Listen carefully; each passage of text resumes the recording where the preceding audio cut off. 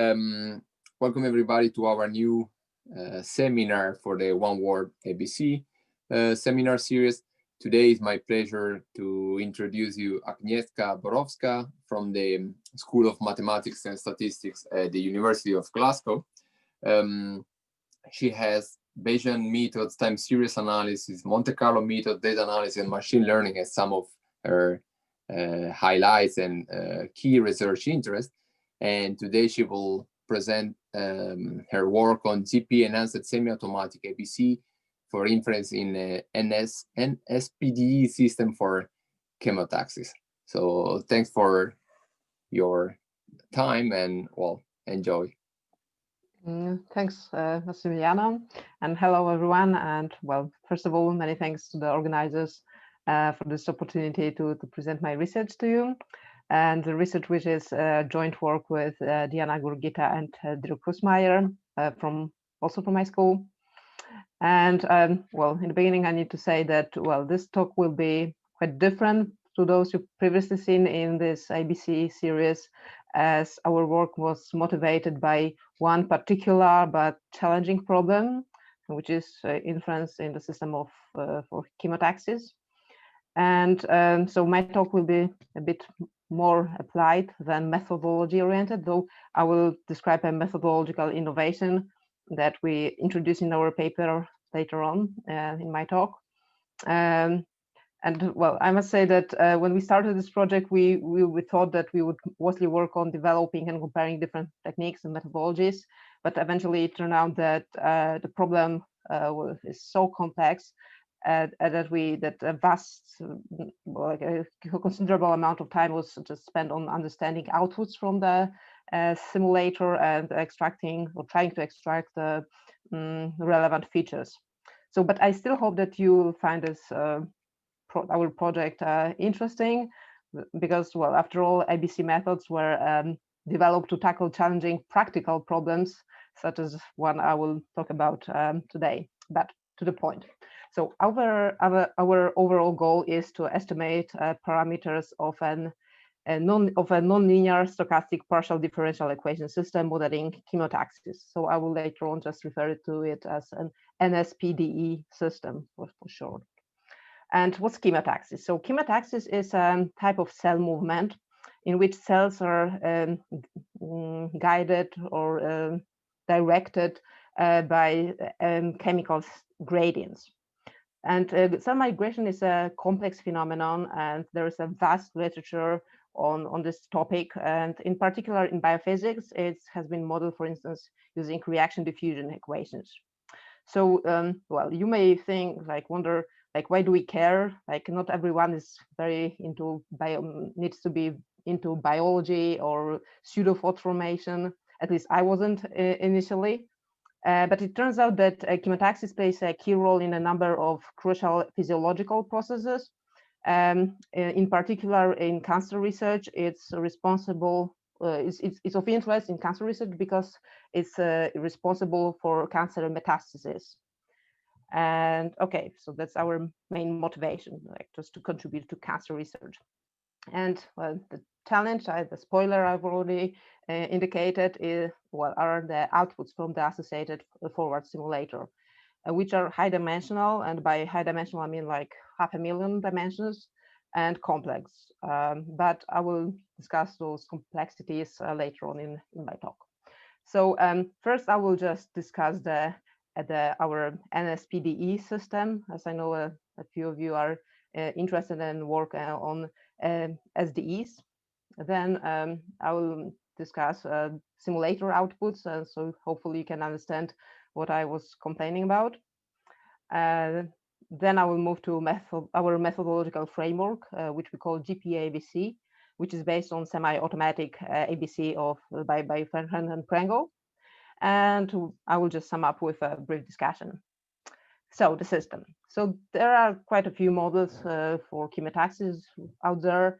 And in our work, we focused on the models developed by Nielsen and co-authors, Tweedy and co-authors, and Tweedy. And we took in particular, we took the following system from Tweedy. And so just to briefly discuss what's going on here. So The first equation models the behavior of the development of local activator.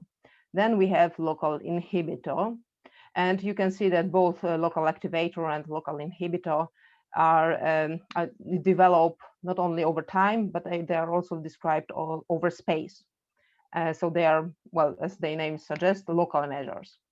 And next, we have global inhibitor, which also, as its name suggests, is a global measure. So we just have one value per time point. Yeah, so it's like the easiest one to work with. Next, we have similar strength, which introduces randomness into our system. Yeah, and it is described in terms of external concentration of some chemical components C. And finally, we have the equation for the development of cell boundary. Yep. And so just to give you an idea what all those equations do and like what they mean. So in a nutshell, they couple evolving cell boundary with reaction diffusion equations of the Meinhardt model, which describes a pseudopod formation, dynamic pseudopod formation. So graphically, well, so let's suppose this is our cell, and here we have a high level of local activator concentration indicated by this green color, like this green region. And then the front of our cell moves outwards in a rate proportional to the level of activator concentration. And activator and inhibitor evolve according to our equation 1 up to 4. And then we have the rear of our cell, which needs to shrink so that the cell maintains a reasonable area. I mean, cells can grow, they can shrink, but well, we need to allow for rear retraction so that the cell doesn't really like move infinitely. So well, this is modeled with our equation 5, sorry. And okay, so after everything, we can observe our cell moving in some, well, random direction, of course, governed by our equations. Okay, so again, our system, and you've probably noticed that next to our, well, 5 quantities of interest, there are also some other quantities, and these are model parameters, which we do not know, and our goal is to infer them. So we collect them in vector theta. And well, as I said, there are 10 of them. There are 2 or 3 other parameters which we treat as fixed in the simulator. And our interest is on these 10 parameters because they are of interest to biophysicists and they have some specific meaning. I won't discuss the meaning of each of them, but let me just say that in terms of numerics, what we know about them is that they are the default values. So the simulator comes from default values, and well, basically that's all we know about them. So I will later on get back to this issue because we don't really know like reasonable ranges for each parameter. And hopefully, yeah, this will work. Yes, great. So here's a short video of from our simulator with the default setting. So you can see cell moving in some random direction, and you can see those green regions indicating levels of high active concentration of local activator, and in some points, sometimes we can observe like this region separates into 2 parts, and then we can see 2 pseudopods forming. So well, this is like what we can see from the simulator. Yeah. Okay, and the final remark is that we consider 2 levels of data observability. So which we call fully observed data and partially observed data. So in the former case, fully observed data, we assume that all the outputs, including chemical signals, are measurable. So we can see not only the cell contour, which we've just seen, but also those chemical signals. Like local activator, inhibitors, similar strength, and so on. And in the second setting of partially observed data, we assume that, well, we can make inference just based on visible outputs only. So basically what you've just seen, the moving cell contour. So, well, the reason we consider these two scenarios is that, well, in many cases, when you work in a lab, you may not have access to high resolution microscopy or like very fancy tools which allow you to measure those chemical components. And in some cases, they might not be even measurable. I mean, we might not really have those techniques yet. So what you can do is just to track your cell and do inference based on well, the moving cell boundary. So we thought that, well, also allowing for partial observed data will make our well, approach more realistic. And well, now let's well, spend some time on simulator outputs. So the simulator outputs time series of length 1000, and it consists of well, first of all, XY coordinates. So the thing you've seen in the video, but in the discretized form, so represented by finite element nodes. Then we have a univariate output of a global inhibitor. And then we have three outputs which are measured at each finite element node of S, LA, and LI, so local activator and local inhibitor. Okay, and in the, let's just to say it once again. So in the partial observed data, we can only observe, we assume that we can only observe XY coordinates. Okay, so here's like a short illustration of what's going on. So here's like an initial setting for a cell contour in the discretized form, so represented by finite element nodes. And this is for a single specific default value of theta. So, okay, after 100 iterations, cell changes its shape. And what you can see that the density of finite element nodes also changes. So here, for instance, we have a very dense grid, or yeah, if I can say that. So the finite element nodes are placed very close together. And here they get much more spread out. And this is like how the simulator is designed, so that it adds or removes points, the finite element nodes, so to remain to allow for appropriate accuracy of discretization. And so, okay, after another 100 iterations, we observe something like cell changing its shape, and so on, and so on, and so on, like this. And now I will just, well, present the same behavior as we've just seen, but using contours, not finite element points. And I will just overlay the subsequent time points. So this is, well, what happens after. So this is iteration, the first iteration and 101st iteration together. And next, the iteration after another 100 points is added, and so on, and so on, and so on. So you can see that the darker the shade, the later the time point. So yeah, so this is like the convention I'll use. And well, now you can see with using the same convention, but when what happens for different thetas, for different parameter vectors. So you can see a very heterogeneous behavior depending on the input parameter vector.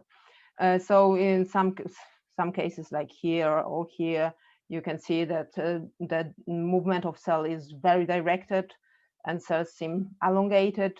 In some other cases, like here or here, cells are roughly circular, but they swirl around. In some other cases, well, like everything else is going on, so the behavior is very heterogeneous. Okay, so let's have a look at another series. So this is a global inhibitor. So as I said, this is like the only univariate series, so pretty easy to visualize. But also in this case, you can see that there are very different types or modes of behavior. So from like to me, it looks like more like an MC-MC trace plot. here or here, but there are also like constant oscillating trajectories, or some constant trajectories after some initial transition, or some trends, very diverse behavior. And finally, like just to give you an illustration of a different component, so local activator over time. So this is the initial scenario. So it's pretty uniform. After 100 iterations, you can see that it peaks around some certain finite element nodes, and after another 100 iterations, it peaks around different nodes.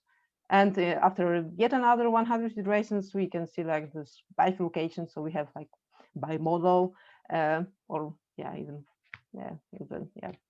with some four modes, very different behavior. And well, and because this is a this is not a univariate series, and the number of finite element nodes may change over time. So, well, a crude measure to visualize it across different parameter vectors is just to take the mean over space and just consider time series of such means. So, well, this, as I said, is a very crude measure, but at least like even using such simple measure, you can see that again the behavior is very heterogeneous. Okay, yeah, that's what I've just said. And we also didn't notice any clear clustering in terms of theta, say that you have direct movement with this type of some specific parameter, and just self-swirling around for a different parameter vector. Yeah, and as I said, like we observe also both stable and dynamic patterns. So this is a pretty interesting, well, situation, but also a bit challenging. So as you already know, that we work with a stochastic system, which means that for the same theta, we observe different realizations. So this is for the default setting. So yeah, in this case, so it goes like this. In a different time with a different randomicity, it goes like that. And well, visually, like we humans can like understand this. Well, it looks sort of similar, but in terms of numerics or quantitatively, it's very different. And yeah, there's something I've already mentioned, that we have varying dimensions of data. So in roughly like 1/3 of the cases, so now I refer to well, experiments done on our initial design. So we just simulated many points from using snowball sequences, and then just analyze the outputs on this initial design. So in roughly 1/3 of the cases, well, the cells kept the same size, or at least like they used the same number of finite element points over time. So we had nice matrices. So the spatial dimension of our matrices was constant over time. But in the remaining cases, majority of cases actually, we observed cells growing. So over time, they needed more and more finite element points to be accurately discretized, or shrinking, but that was less common. So here's like the illustration of how it was. So and then, well, typically it was not growing massively, but well, those massive cases were also still non-negligible. So yeah. And well, this is my favorite. So the time points are not aligned. What I mean by that is that in the simulator, the finite element nodes were drawn uniformly, randomly at each point in time. So in time number 1, the node with index 1, and in the time point number 2, the node with index 1, they don't really represent the same physical landmark. So they are just roughly not really related points. So yeah, and why this was problematic, because we couldn't really do like time series analysis for membrane points themselves. So yeah, yeah, so that was pretty challenging. Okay, and something I indicated at the very beginning, we didn't have like clear or known boundaries for our parameters. So we just took a working assumption that our initial design will be constructed using parameters which are within this range, so ranging from half of the default value from the forward simulator up to 2 times this default value. So yeah, we just need to take some assumption, and this one is actually symmetric in a logarithmic scale. So, and the observed behaviors, when we consulted those behaviors with cell physiologists, were thought to be representative enough for like what biophysicists see in the lab. So we thought that this would be quite okay. Okay, so now let's move to more methodological part. So here's the overview of our framework. So, this is the first part, the step 1, which I've already discussed. So this is about simulating from our NSPDE model. So let's focus on the 3 remaining steps. So next we do is feature extraction or construction. Extraction to me sounds more like, there's something easy to be extracted, so we can just extract it. And construction, in respect to me, implies that something more complex is involved, so not just calculating the mean or something like that. So, but I will discuss it. And generally, I must say that I find methods which work just on the distances between outputs and like simulated data and observed data very interesting. So those methods which don't really require feature extraction. But to be honest, we didn't really know how these methods could be applicable in our case. So we just decided to use a safe approach based on feature extraction. And the methodology here is unfortunately pretty heuristic. So it needs either domain knowledge or lots of experimentation. But I will get back to the features in the next slide. So then, so this part is pretty problem specific. So that's why we spent so much time on trying to understand those chemotaxing cells. But the second part, the more methodological part, is general. So next we propose to combine and weight our features using Gaussian process regression. It turned out in our experimentation that it performs much better than either linear regression or even lasso. So we decided to go with GPA regression. And then finally we have the ABC step, and in particular we use ABC-SMC, which allows us for parameter estimation and flexible uncertainty quantification. And the last thing I would like to notice is that, and which is I think pretty important if you're an experimentalist and work in a lab. So all these steps, 3 steps, can be done before you observe any data. Only the ABC part requires your data. I mean, like data for which you want to make inference. So typically, the timeline of working in a lab is that you spend quite some time on just constructing your lab and developing tools and running experiments. And then, unfortunately, a typical timeline doesn't really allow you to spend really enough time or analysis or inference. So we think that our framework is pretty convenient to experimentalists, because a vast of computation can be done in advance, and only the last part needs to be done when you have your data of interest to make inference on. Okay, so the features.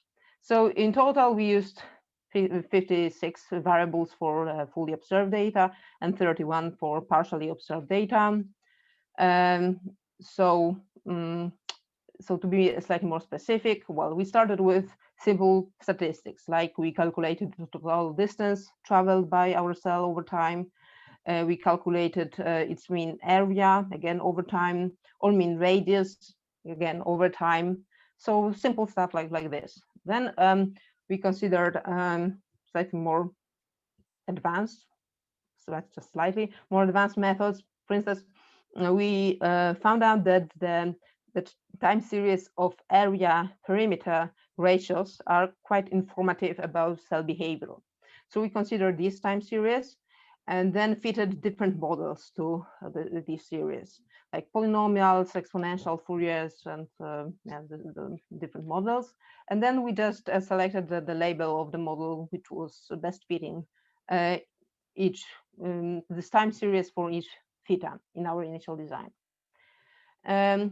Well, then we considered more advanced features, for instance, based on Fourier transform combined with PCA. So we carried out Fourier transform on, say, some chemical components like the global inhibitor. And then because it was still a quite, the dimensionality was, well, of the same order of magnitude as the original series, we used PCA to well, reduce the dimensionality. And for instance, we used scores of the first two components or percentiles of PCA components, both for signals and cell contours. And yeah, Fourier transform was the answer here, because well, we couldn't, as I said, we couldn't really do say time series analysis or any analysis based on the exact locations of finite element nodes or values in these nodes, because they were in themselves like meaningless. But Fourier transform is invariant to size, rotation, and translation. So it just captures the properties of the shape, or like our different like LA peaks. So that's what we were interested in. Okay, and we also consider Fourier shape descriptors combined again with PCA. So these were only for cell contours. And then, for instance, we projected well, everything down to the first PCA components, and looked at the number of crossings of the X and Y axis in this space. And this also turned out to be quite informative about cell behavior. Okay, then our third step is, as I said, Gaussian process regression. And well, the idea was to replace the linear regression lasso proposed in the semi-automatic ABC framework of Fernandez Prango. Well, in principle, you could do multi-output GPs, and this probably will be more accurate because it will allow for correlations between different parameters. But we started with separate regressions for each parameter. So we have 10 different regressions for each of theta I.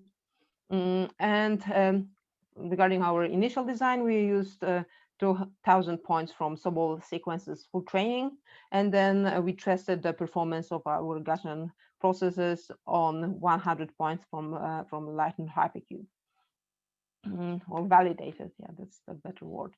Okay, so we considered 5 different kernels, types of kernels in our sensitivity analysis. So these are pretty standard. It's quite exponential, Matern, rational quadratic, and neural networks, and all were with automatic relevance determination. Yeah, so this was pretty crucial given the quite a large number of features we considered. And so this was for each of our 10 regressions, right? So then we based the final choice of our kernels for each regression on the corresponding out of sample performance, so in terms of lowest RMSE. And yeah, I state here that we use 15 different kernels, and that's not a typo, because for each of our 5 kernels listed in the slide, we consider 3 scenarios. So the basic scenario when we considered all the features with ARD. And then this was like stage 1 regression. And then we considered also stage 2 regression, in which we allowed for only for those features which turned out relevant according to ARD criteria in the first stage. And there was like a more restrictive and less restrictive variant. There was more and less restrictive variant. So yeah, so in the less restrictive, we considered relevant features, and then the more restrictive variant we consider very relevant features in a sense. So it was just based on inverses of the length scales. So, but I won't discuss the details. But in principle, this shouldn't be like theoretically, this shouldn't be of a much difference. But in practice, due to just convergence issues in the optimization of hyperparameters, it turned out to be quite important. So, well, here's our final kernel configuration. And well, those ARD kernels refer to less restrictive, like restricted, but not very much sets of features used to train this this particular regression. And ARD with RSTR are referred to more restrictive choices of subsets of features. And okay, so well, this column with R on or NR refers to refined or not refined. So like training 15 different kernels from 10 regressions using 2,000 points, well, was a bit of, yeah, it was time consuming and yeah, problematic, given that you need to invert all these matrices repetitively. So we thought that perhaps we could just start with training all these kernels using 1,000 calibration points, and then just refine them using the full sample of 2,000 points when we start from the estimates found in the first stage. So that was just computational for computational convenience, so nothing really conceptually important. And well, the main message from this table is that, well, it seems that the choice of the kernel is of a big importance for the, so they differ for each parameter. So the selected kernels differ quite a lot, and even depending whether you consider fully observed or partially observed, well, the final choice might be quite different. So for instance, for this death of local inhibitor death rate, so you can, well, for fully observed we have restrictive rational quadratic, but for partially observed we have Matern 5/2 very restrictive. So yeah, so but that's the main message. And well, let's have a look at the out of sample fit. So well, 10 plots correspond to 10 parameters, as you probably guess. So, and the x-axis corresponds to true theta values on our initial design, and the vertical axis corresponds to the predicted values of thetas. So ideally, you would like to have a situation like this, so we have almost a perfect fit. Well, so you can see that, well, in several cases, the fit is quite decent, I would say. So, well, we just think that the features we selected are, well, very informative for these parameters, or it might be that these parameters are simply easier to identify using the outputs from our simulator. Well, in some cases, say SA, which is saturation of autocatalysis of local activator, which actually is in the denominator in the reaction diffusion equation for local activator. So yeah, I think it's quite tricky to identify using our observed data. So, well, the fit is not that great, but, well, we still learn something. And this is for fully observed data. And for partially observed data, well, as expected, the fit is slightly worse, but still, yeah, especially in those hard to identify cases, but still we can capture, like infer many parameters quite accurately. Okay, and well, but GPU regression was just aimed to be well, a tool inside ABC, though well, it turned out to be useful on its own merit. So that, well, because it allows us to quickly get some predictions, so some idea of the parameters of our data, but still we want to like the proper analysis using ABC.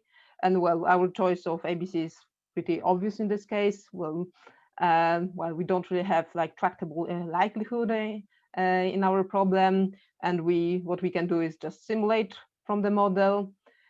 And as I said, like we used extracted features because they also allow us to reduce the dimensionality of our data. And well, this is like what I already said, that we would just replace linear regression as a means to get summary statistics by GP regression. So in the semi-automatic ABC of Farhan and Prangle. Yeah, so in particular, we use ABC-SMC because it's well known to be effective for high-dimensional stochastic models. And well, here's a very simplified algorithm of how this sampler works. So first, we just sample from a prior distribution, and we simulate from our model with the sampled parameter value. We compute the distance between our real and simulated data. And when this distance is below certain threshold, we accept our sampled parameter, otherwise we reject it. And we repeat this procedure until we collect P particles. And then we construct a new prior, so just to replace this prior into step 1. By perturbing our P accepted particles. And then we decrease the tolerance level epsilon and repeat the whole procedure once again. And well, we can have multiple iterations of the whole procedure. And in particular, we use 10 intermediary distributions. So here are some details of like what we used. In particular, so okay, so maybe I will discuss them step by step. So our initial prior was just a normal with this mean and variance when theta tilde refers to the default value of the simulator from the simulator setting. And importantly, the 95% of the mass of this prior distribution includes the compact calibration domain, which we chose to generate our initial design. So this 0.5 theta default up to twice theta default. So it's broader than the initial compact calibration set. So it allows the ABC algorithm to explore outside this compact domain. Okay, so then each simulation takes like 2 to 3 minutes. We use Euclidean distance and eventually collected in each iteration 100 particles. We decreased the tolerance level linearly and so repeated the whole procedure 10 times, as I said. And here are the results. So the initial prior is indicated by dark green area. So typically you can't really see it because it's like at the very back. But then we move gradually towards the dark magenta distribution, which is our final 10th step in distribution. And the vertical lines correspond to the true value of a parameter of a given parameter. So these are like those green lines. Then we have GP estimate means indicated with dashed blue lines, and map estimate from ABC indicated by red dashed lines. Okay, so you may wonder, okay, so we work with some data, but how do we know that the true values? So this was actually the data come from a competition which was organized well, late 2018. It was called Seaside. It was competitive inference in differential equation systems, and we participated in it. And so the setting was that initially we got some data from the organizers, and the task was to infer the underlying unknown parameters. So then we submitted our results, our predictions, and then the organizers revealed the ground truth parameter, so we could compare the performance. So that's why we know the true values in this case. So overall, well, I would say that the performance is quite nice. So well, we are very, very close to the true values, except this case. This is I think basal activity of local activator, or yeah, something like that. So one of those tricky to infer parameters. But yeah, in this case we didn't perform well. But well, in all other cases, the performance is quite satisfactory, I would say. And this is again for fully observed data. And well, as expected for partially observed data, when we base our inference only on the contours, so we pretend we don't know the chemical signals. And actually, in the competition, we were not really given the chemical signals, so we really needed to use only the observed contours. And I would still say that the performance is quite decent. So in many cases, here, yeah, in majority of cases, we are pretty close or very close to the true value of the parameter. In some cases, yeah, the performance is less great. But yeah, I don't present the tables here with the exact values, but typically the 95% credible intervals include the true value of given parameters. So it's still not that bad, I would say, even in those bad cases. And okay, so I said that we can get rough estimates using GP regression, and as you see, like typically the difference between GP and ABC predictions, point predictions, are not that different. So well, someone may wonder, like, why do we care about running, well, pretty time-consuming ABC simulations? But well, I think there's a big merit in it, because first of all, it turns out that, well, we obtain more accurate predictions comparing to just using the means predicted by GP regressions. So for most of the parameters for the fully observed data, and for half of the parameters for partially observed data. This is important, but as you saw, the differences are not very striking. But there are two further benefits. So so first, ABC, as I said, like our initial prior is wider, or like broader is normal, but also like has quite some mass outside the initial calibration domain.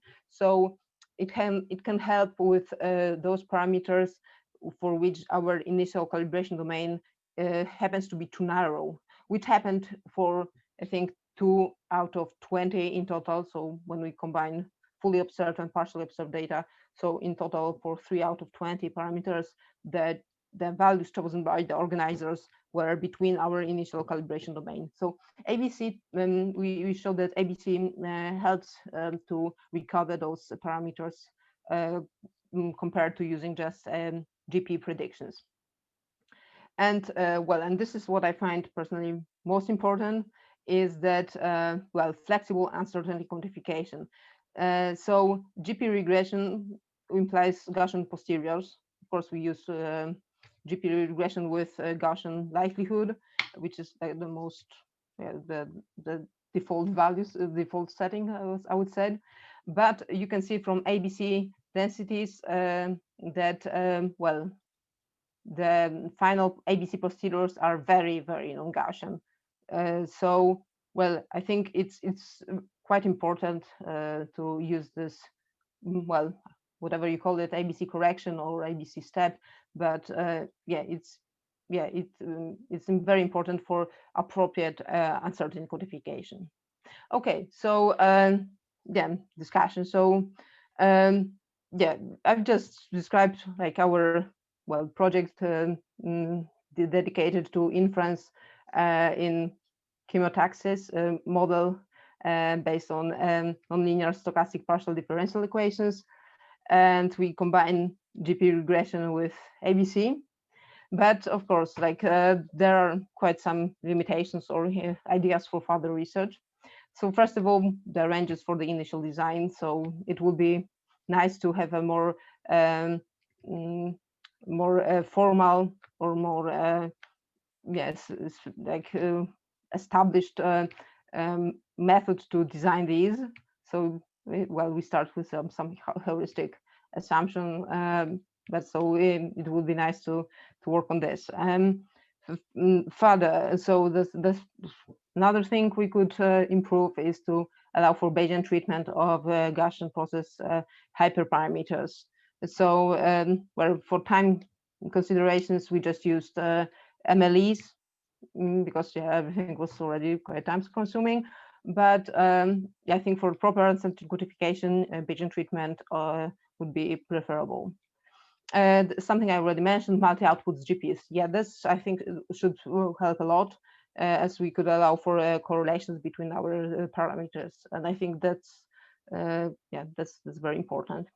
And of course, like we continue our search for further informative features, so which could potentially help with those hard to identify parameters. And the last thing is, the biggest challenge is application to real data. So we work with data from a simulator, which this simulator is actually, in those biophysics papers, was shown to actually replicate the data observed in the lab very accurately. So it's not not simple or toy example, but it's pretty accurate to what we observed in experiments. But still, ideally we ideally would like to apply our methodology to real cell migration data collected from high resolution microscopy. Again, this would be of interest in cancer research. But there are some methodological challenges.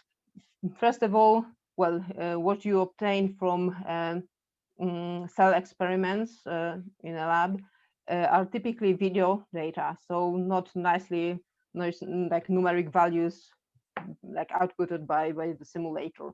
So first of all, to get such numerical values, which you can just input to your favorite programming language or favorite software.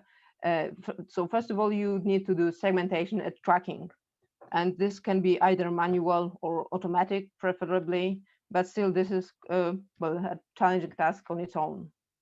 Then, what we noticed is that even if we had, already our data in the correct format, the dimension, for instance, we calculated the mean distance traveled by a cell or the mean area, but these were represented in some arbitrary or dimensional as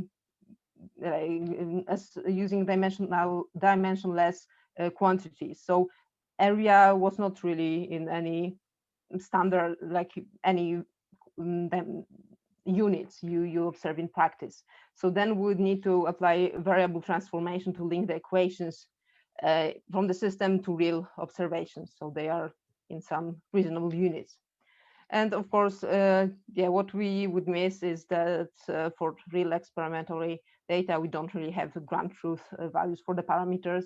And then, especially that we are not really aware of any alternative methods to make inference in this context, it will be quite hard to assess the accuracy of our inference. That's all. Here are some references to papers I mentioned, and thank you very much. Yeah, and if there are like any questions, I will be happy to answer. So